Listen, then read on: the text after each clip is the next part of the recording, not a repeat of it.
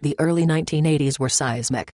Newly elected President Reagan promoted waves of deregulation. Almost immediately, entire segments of economic life erupted in disorder. One especially affected area was transportation.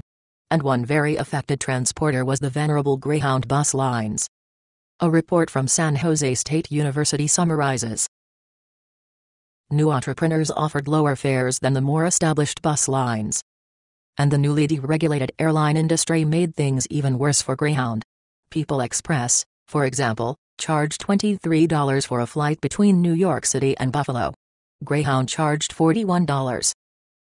When a higher quality service like a fast plane flight actually costs less than a lower quality service like a slow bus trip, then the simple rules of economics will, eventually and inevitably, put the bus company out of its misery.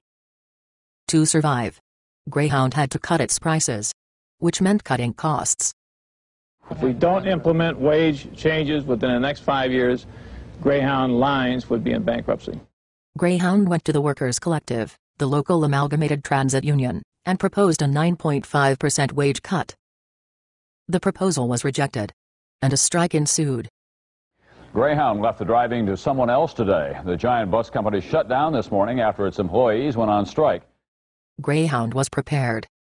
They'd already recruited more than 1,000 new hires in anticipation of the walkout, and agreed to pay them the salary the union had refused.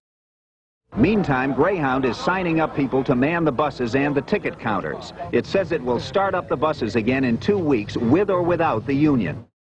None of the new workers could avoid knowing that they were undercutting the collective's efforts. Still, they took the jobs. One new driver justified himself this way. I don't take the job, somebody else will. Even with the replacements, a tremendous segment of business was lost while Greyhound struggled to restore service, and the outcome remained in doubt for some time. But with every bus that rolled, the union got closer to breaking. To some, it is strike-breaking, and it is ugly, as hostilities flared at dawn today outside many big city Greyhound terminals nationwide. In Boston, more than 200 striking bus drivers tangled with police, hurling rocks and lying down in an effort to block the first bus from rolling out. There were scores of arrests as picketers coast to coast launched a campaign of intimidation. Anyone who gets on the bus takes their lives in their own hands. We're not responsible for whoever's on those buses.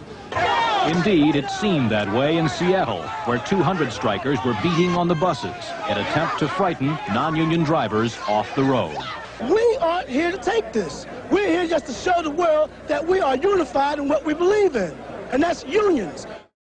In the end, the economic reality proved too much for the collective effort.